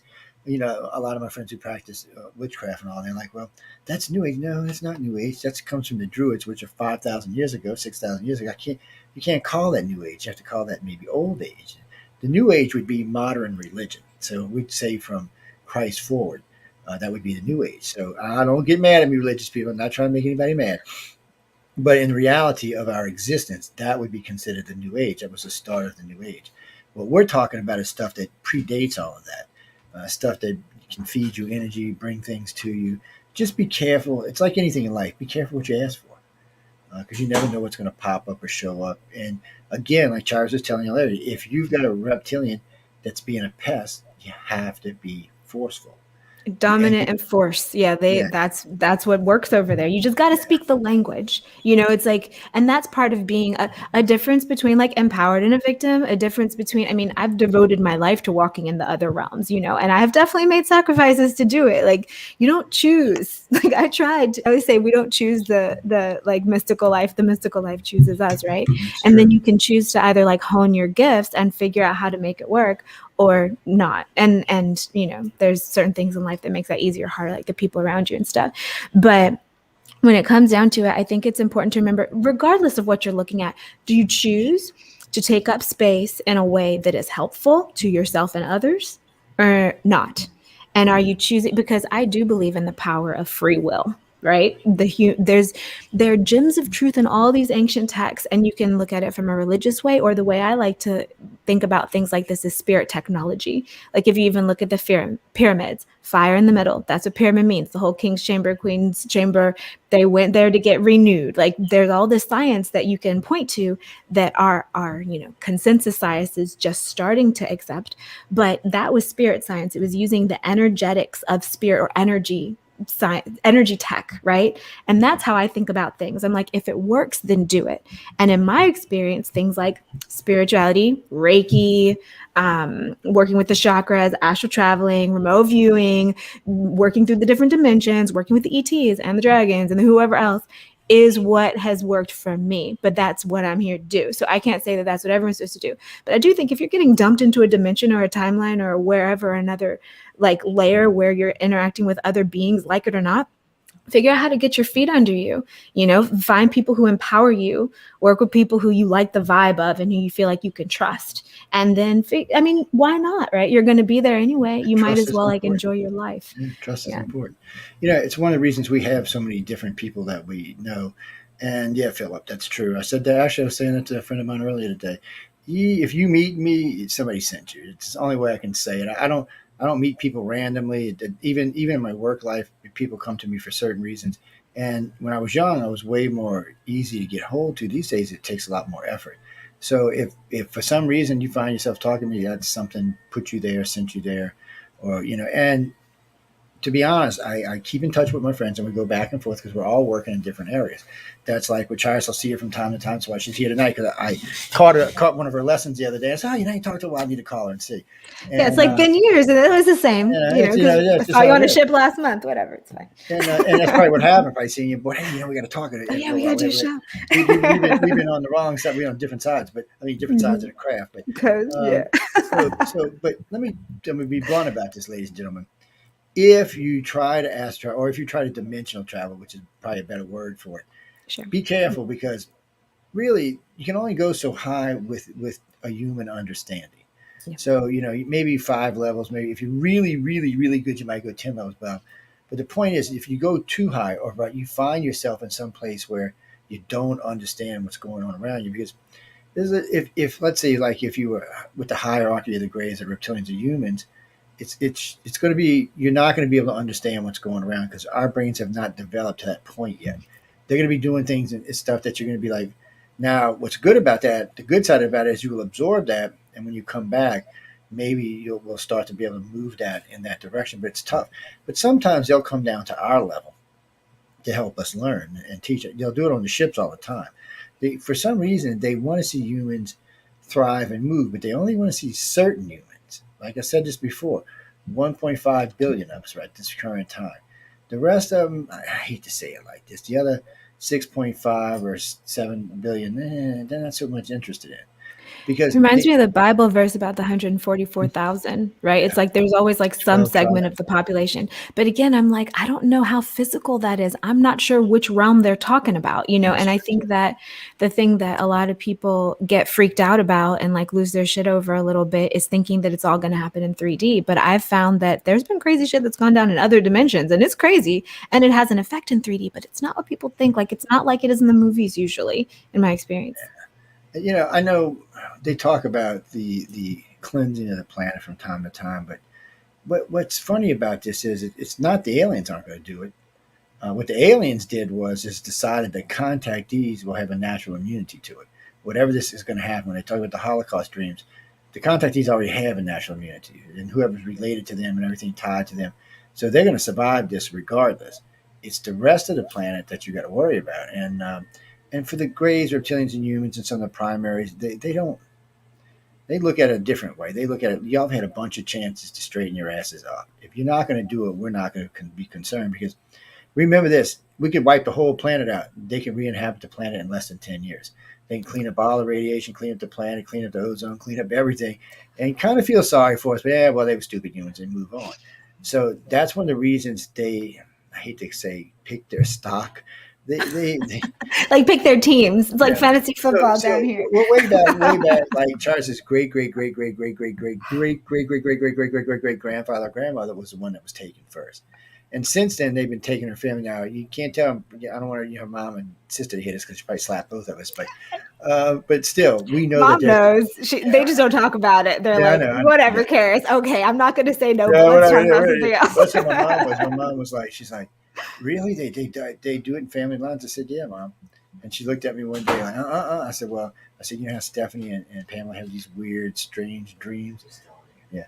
I said, I said, that's part of it. She's like, because I asked her one time, have you ever had an alien dream? And she looked at me like I was stupid. I was like, Mom, come on. And she's like, well, yes, once or twice. And I said, Stephanie, she's like, I don't want to go there, brother. Shut up. That's exactly how she told me too. And some people are not into it. That's okay. Yes, which is fine. I understand that. And if you want to think I'm crazy, that's fine too. Yeah. But I have learned over the years to balance it. It made me crazy in my 20s. It did. With all the other stuff that was going on, it made me crazy. I was drinking, smoking, popping, you named it. I was trying to forget. Actually, I wasn't even trying to forget. I was trying to numb my abilities down. First off, from 12 to 25, I would see 3 people die a year, and then it would happen just the way I see it. It was making me crazy. And then I realized that I could pull in people's other emotions or share my own. And that started making me crazy. Now seeing this, experience this. So I just said, okay, the alcohol and pot or whatever I was taking at the time has to dull this down. Sorry, guys, it makes it worse. Yep. It makes it worse. It lowers your guard and it makes it worse. And So also alcohol in particular, for whoever needs to hear this, I don't know who needs to hear this, but alcohol in particular is a big gateway to things possessing you potentially. So just, I'm not saying don't drink, do what you want. Just specifically say only beings that want the best for me and everything I touch are allowed in. That will keep a bunch of bad experiences away from you, especially if you're going under the influence of anything. yeah, because well, I was talking to a friend a couple of years ago who was doing shrooms, and he's like, "Man, I get these weird." I said, "Okay." I said, "It could be real and it could be shroom induced. Let's talk about it for a while." Because shrooms are aliens themselves. So I it's know, like, so- they might just be giving you an activation. This might so- not be anything outside of you. Yeah. But yeah, and really, because some drugs can activate the abilities at a higher range, things like acid. Okay, but the problem with that is you're still tripping while you're seeing it. So you're trying to incorporate Yeah. what you're seeing at the same time you're tripping. If you can sometimes slow your brain down enough to really to take advantage of it. And then sometimes what'll happen is when the effects are wearing off, you'll start having this amount of information just dumped into your head. Because while you were doing it, you were actually being able to see things and pick things up. But still, you were still high as a kite, so it kind of makes it hard to balance out. It's no, but I'm. Yeah. What do you mean? What drugs? Cocaine doesn't do anything. I'll tell you that now. Y'all just get over It's just like, yeah, it doesn't help for that. it. I And mean, guys, if you're a guy, don't ever take cocaine. I'm not going to get into why. Just Good you're advice. wasting your time, man. Just don't even bother with it. Anything that burns holes in your body, I'm like, Yeah, no, not worry about it. probably And, not the best idea. well, for some reason, women can handle it better than men can. Yeah. Guys, You don't know, get it's mad fine. at me. I'm being honest. I will say that I didn't Yes. experiment with any kind of psychedelics or anything like that until I was in my 30s because I was afraid of that because, my intuition is my bread and butter. I was like, I can't fuck with my brain. I think she looks like she's like Thanks. 22 or Oh, something. I'm 38 actually. I'm Yeah, a lady. are you? I'm a No grown damn lady. way, I'm a man. grown I'm lady. not believing that even a little bit. 1983. Oh my God. So, I'm feeling like this year was my 20th high school reunion, actually. I know it. No. Oh, Joe, then how many addicts or abductees? Well, if you want me to be Probably honest with you, not. more than half. Oh my gosh, yes. So what happens is like people like us and other people who have been in this a long time, what we will do is when we find people, we'll tell them, look, if you really want to know what's going on in your head, you got to give this up. You got to get away from this. You can't control it when you load it up. I said, you have to be in control of your facilities your faculties to be able to control these abilities. So it takes a while, but you'd be surprised how many of them will go away. And it's not just that. The fact that an alien's taking you is enough to make you want to do drugs anyway. Yeah, you're like, especially if you don't know anywhere to go. Especially when all your friends are looking at you like, really, dude? Really? Mhm. You're on crack, aren't you? Yeah, well, a little bit. No. So Yeah, and there was aliens. yeah, there was aliens. So really, you have to kind of migrate away. And I'm not saying never get drunk or do anything again, but you have to learn the difference. And you have to learn what you're seeing because certain, like alcohol and some drugs, will intensify the effect. So once you understand your abilities, if you want to go play around with it, you can. You just got to be careful because, like Charis just said, other things can get into your ass when your guard's down. So you just got to be careful about it. And you don't want to come home with well, God knows what. Yeah, be intentional. Yeah. It's just you got to be careful in this. Bruce and Mac, you can catch her on Instagram, Facebook, now on TikTok. Yeah. Yeah, Instagram and Facebook. I'm Charis Melina. You can look at how my first and middle name is spelled. So I keep swearing there's a flyer in here. On That's that little gray TikTok. going. That's that little I gray know, right? flyer I'm like, around. where's this He's drone like at it, from? man. He's like, This what wasn't are you in here talking about? 15 minutes Are you? ago. You know you're not supposed to be talking about, did you? Oh, man. I did check it before we started. I'm like, y'all, we good? It is a shame. I mean, I know a lot of people. I would say at least half of all abductees go through some phase of some addiction, and it could be a lot of different addictions, but they do because when they start, it's hard. Okay, first an abductee. What happens with an abductee? They start the awakening process because either they remembered something, they had a dream, and for some reason it starts bothering them, and then they're like, I got to deal with this, and they don't want to deal with it, but it just keeps reoccurring. So they start to deal with it, then it becomes overwhelming. Then they start drinking, popping, smoking, doping, whatever, and then you find someone like us, and then we're going to help you get through that and move on from that. How did I quit? Oh no, I just quit drinking. Well, I've been real lucky in life. I have real good control of myself, so I quit drinking, I quit smoking, I gave up cigarettes, gave up pot, but I gave it up without any intervention or anybody helping me. So not everybody can do that. I'm not bragging. It's just hard to do. I got friends right now who want to quit smoking, and they're like, "Joe, you just quit." And I said, well, yeah, I just quit. But I had to, it was will. I mean, don't get me wrong. I'm 50 now. I still every now and then want to go, hey, where's a cigarette at? And I ain't smoked in 14 years now. And I still every once in a while, can't give me that damn cigarette. No.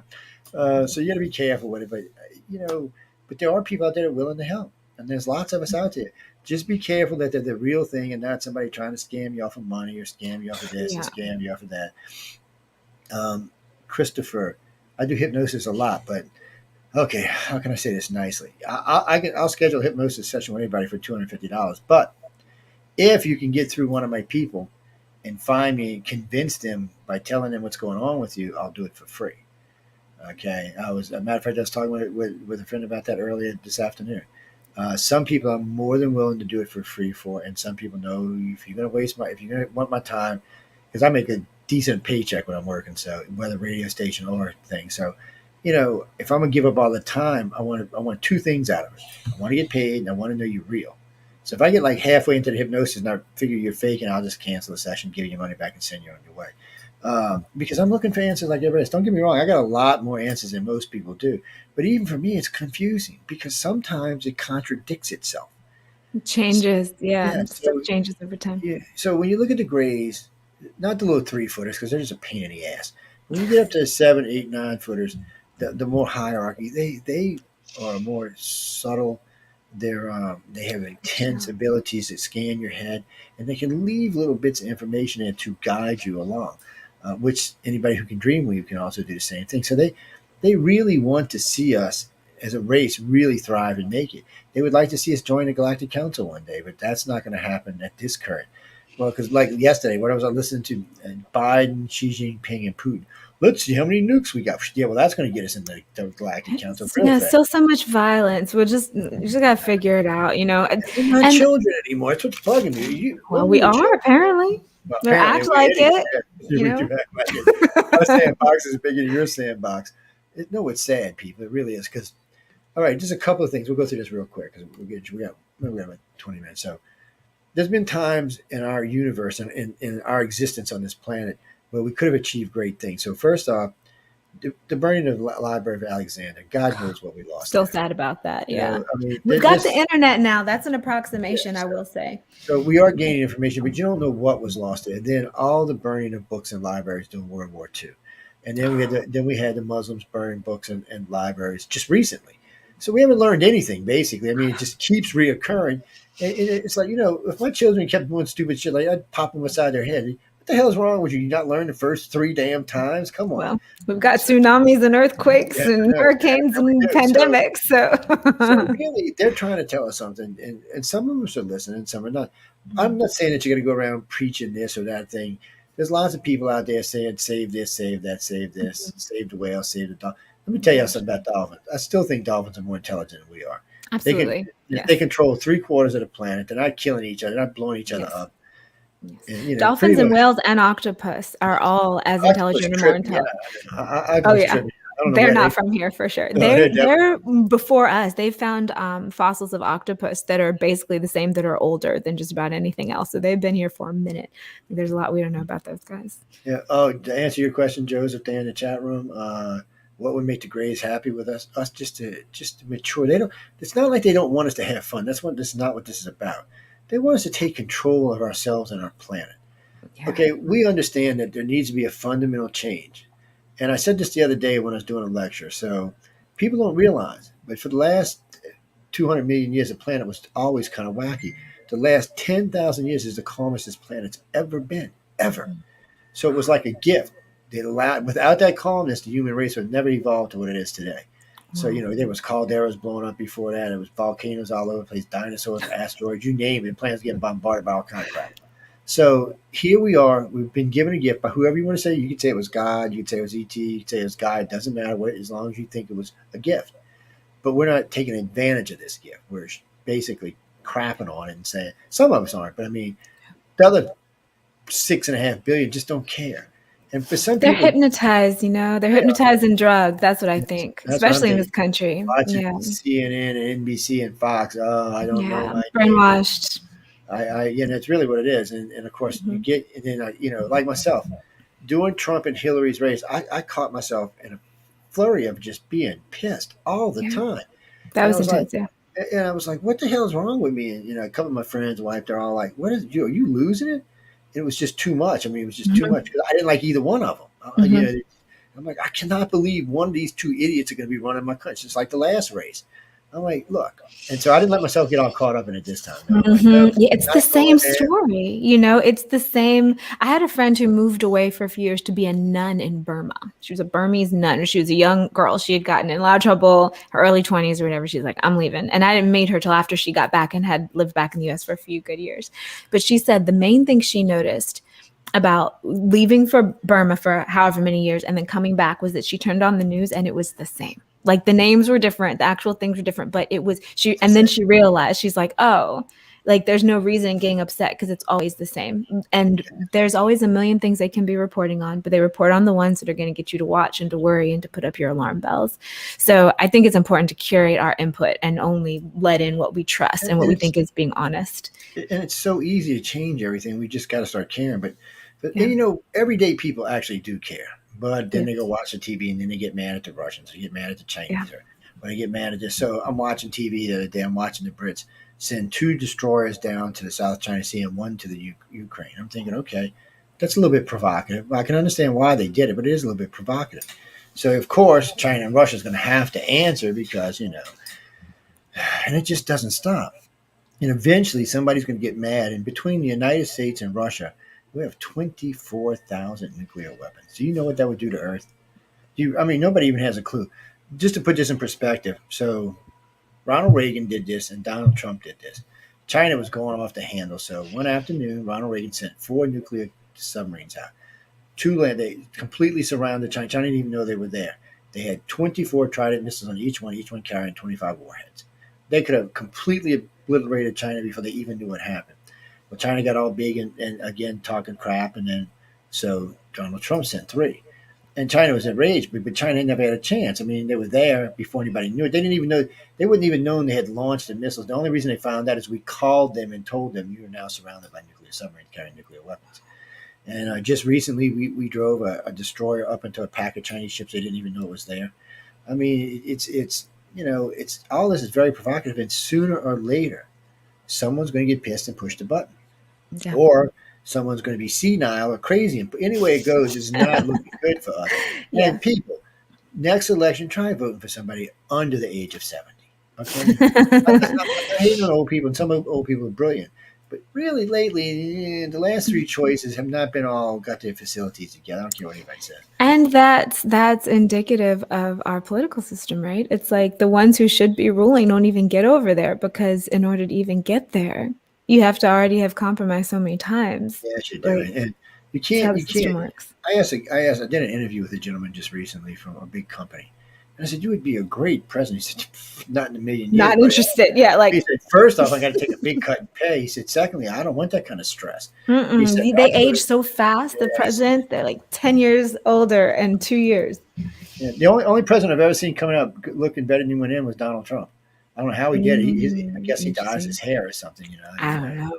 I mean, I don't gosh, think he dye it that color, but still, we're not getting into that. I'm just saying. that man has an internal frame. He does what he wants. He's a little strange, but Mhm. and you know, in all fairness to all presidents, some presidents do get some good stuff. Donald got some good stuff done, but he was just the way he did it was Jesus, stop. Yeah. And you know, It did maybe, show. The thing I appreciate about that whole experience was how many people came out of their respective closets, and we got to see where the hate lives. I noticed too. we did, That yeah, and we COVID did. both. We get to see what people do when they flip out. Do they start pointing fingers? Do they start attacking each other? Do I start saying, let's work together to fix this? What happens? And I was very grateful because I was like, you know what? I'm glad to see who the enemies are. Like, I mean, I'm a person of color, right? My mom's Black. I'm half Black. I have Native American on both sides. That's a whole conversation that nobody's hardly ready to have yet, you know? And I got to see, I'm like, okay, so who's racist? Now that racist people are like able to be like, hey, me too, me too. And how in Now the we hell can see. in 2021 do we have any races? I mean, get Well, over it, people. you're from Louisiana, and a place that's like proud to be New Orleans. You told me before, See, well, you've got that privilege, you you know, know? I try to tell all my friends that live up north, oh yeah, the South is racist. No, the South isn't racist. The problem is, people, which I don't understand, and I'll tell you why the South isn't, because the population is in Georgia, Alabama, Mississippi, and Florida are 50-50. So we've had to learn to live with each other. If everybody was racist, these 4 states would have collapsed already. The majority of black people live in those 4 states. And the reason why is because we're not trying to kill each other. Down here, you got black mayors, black politicians, black sheriffs. Nobody cares. I don't care. I don't care what. All I care is you're doing your damn job, and that's just it's just how it is. And the only violence down here is not white on black or black on white. It's black on black and white on white. We've learned we got to be friends. But, well, I think also in the contactee world, like they say in Star Trek, that was the first on-screen interracial kiss in TV. Yeah. And it's funny, like my mom was. Baby. I had the hots for her. Everybody did, right? My mom, she's always loved Star Trek. I'm like, Mom, why do you think? It reminds you of home. That's why. But the interesting thing there is I find that when you're used to people having green skin and blue skin and feathers and horns, you don't care that our browns are a little bit different. Like we got all the same number of arms and legs and eyes and ears. And I was raised in Southern Virginia on the border of Virginia, North Carolina on Highway 95, population 5,000. It was racist as fuck. Like it was super racist. I was raised in a racist schism. It's a plantation community, right? And so I'm going to say it exists, but not everybody. And it's like a mind virus. People who have it, have it. People who don't have it, don't have it. I was raised around people who would give the shirt off their back to somebody of the same race, of another race they would hit with a bat, it's a mind virus. And so it does exist, but it's something that we're teasing out more and more and more. And the nice thing is usually no one wants to be, and it's a hidden thing. So when someone realizes that they are, then if they're a good person, they'll try to comb it out. And I think that's one of the great things about all the stuff that happened last year is, in my experience, a place where racism has lived. Mostly the places where I've seen racism is in like dating and relationships, like especially growing up in the South. Boys, I had moms call me and say, no, you cannot date my son because you are half black and I don't want mixed grandbabies. Well, when I was a 15-year-old virgin, I was like, no. My son is dating, we'll just say a woman of color because she's Norwegian. Anyway, something else. Well, they went traveling up north, where she's from, and they found out that people are very racist. So they traveled all across the South, all up the coast. Nobody gave them any trouble. It's just like every other thing down here. And then they went up north, and they could not believe, because north is not supposed to be racist. It's just different flavor.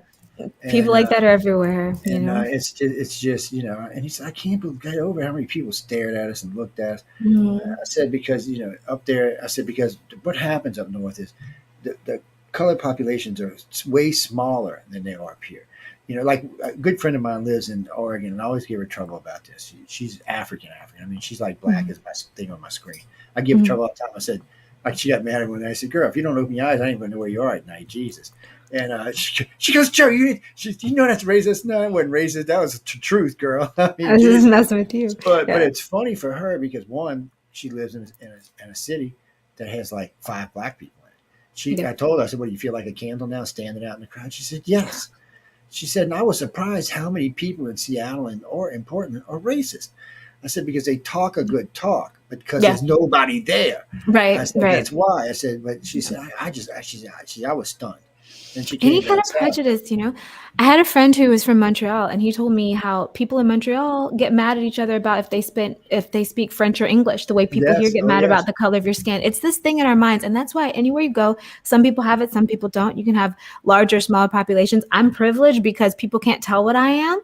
And so a lot of times they are just like, oh, you're just something else, but we don't know what. So a lot of it doesn't come my way. But growing up, everyone knew what I was. So I got to see who was what. And I just think it's one of those things, like once I realize someone has certain prejudices like that, I'm like, oh, honestly, I have a prejudice against that. I'm like, oh, you must have a low IQ. You must be kind of like dumb, because if you can separate people like that in your mind, then there's something that's not quite right in there. Oh, yeah, you're true too, because people get mad at me. I was doing a lecture in DC just before COVID, and somebody brought something about race, and I said, look, if you've got to use the word black or white, you're a racist. Get over it. And he's like, what do you mean? I said, if you have to tell me someone's black or someone's white, you're a racist. If you cannot just explain to me about the individual, then why did you tell me that thing? You're the one. I don't need to know if they're black or white. I just wanted to know the story. I say, because like when we talk with contactees, if we go in America, it's about 18% of our contactees are black, and probably about 30% are Hispanic, and the rest are white or mixed or something. But when it changes when you go further south. And the other thing that's funny is when you were talking about Canada, The Acadians and the Cajuns speak the same French, but they don't speak real Interesting. French. Yeah, because they're related to each other. Mhm. So they speak this. I don't even want to call it what it is. What do you mean? Oh, Creole. No, Creole is black and French. That's what Creole is. Oh, Creole women are usually stunning. Don't ask me why. I have no why. Don't. I have no clue why. What But they when ask? they just he just asked me about it. But that is Oh. true. That's what Creole is. That's usually a Mhm. French person and someone of color. And then they usually, they have, I don't know why they have gorgeous babies. Don't make it. But you know what? I learned a long time ago. Ugly parents always have good looking children. Well, That's it's not true for funny. cats because her mom's pretty good looking, but still, Thank you, thank you. it's Well, I mean, pretty as breed does, right? I mean, I think and it's funny because the thing about racism right now, where we are in human, like you've got the race thing, you've got the pronouns thing. I hope we eventually figure out this native thing. We've got now the Asian thing, where everything's coming up, and we're at a point where all the wounds are like, ouch, ouch, here, here, here. So we got to be like, okay, careful. I'll call. What do you want to be called? He, she, they. No pronoun. Okay, let me do it so that you can heal, because it's all really sensitive right now. And I think that it's going to settle back down, and we're going to, because also you've got so many people living in a lot of pain because of things that have happened down the line. And so we're still fixing all of it. yeah, We're we still are. like putting it back together.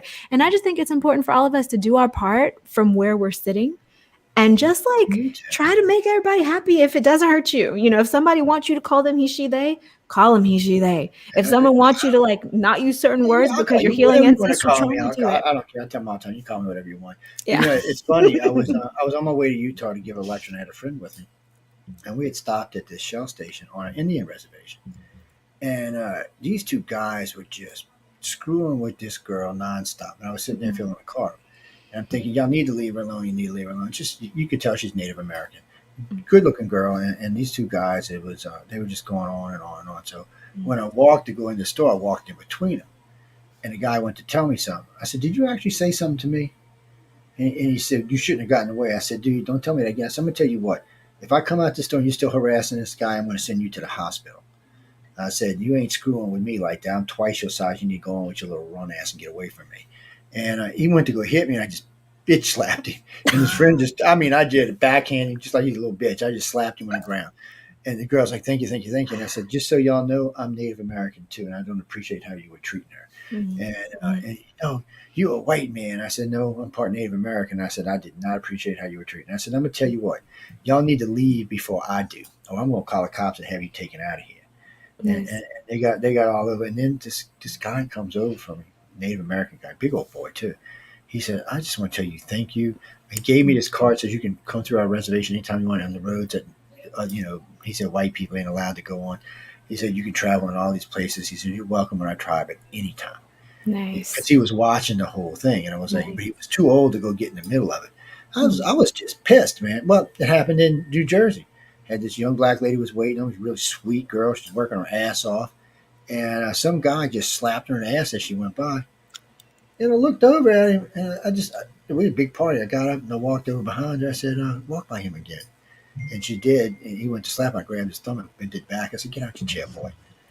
I said, "Get your ass out the chair. I want to explain to you how you're being rude." And then the owner came out and he started telling me something. I said, "Dude, why do you put up with this kind of behavior?" And I said, you need to get this woman a raise because she's busting her ass, and you need to kick these people out of your restaurant." I said, "Because this is freaking ridiculous." And he said, "Well, Nice. you don't understand. You're not from here." I said, "I'm from the South. I understand quite clearly. These got racist pigs, and they don't need to be in here." And the other guy, I don't know, he's getting ready to reach. It looked like I think he's reaching down. He's either going for a knife or a gun. I just stuck my foot on his chair and flipped his ass over. And I said, "Let me explain this to both of you." I said, "I'm Special Forces trained. I'm only going to warn you one time." I said, "Don't ever reach for anything around me again, because the next time you're not going to get up. I promise you that." And then this girl comes up and hugs me, tells you thank you. I said, "Well, I hope I didn't get you fired." She said, "No, he understands. He understands." Nice. And then the Good guy guardian work. sends out this massive steak to me. I couldn't even eat the whole thing. I was like, Nice. See, I wish more people would stand up when they see something wrong happening they like that. need I to. still That's think, the problem. They need to. They need to stop thinking especially about, if it's your people doing the thing, like if it's yeah. your people who's like, or presenting as your people, Yeah, we would call these down here big fat rednecks is what we would call them down here. Yeah. And I said that was enough of that. We're not going to have that anymore. But I've been in conferences on several times when people have done things, and and I have a protective, and I miss people are very, conferences. yeah, I do too, actually.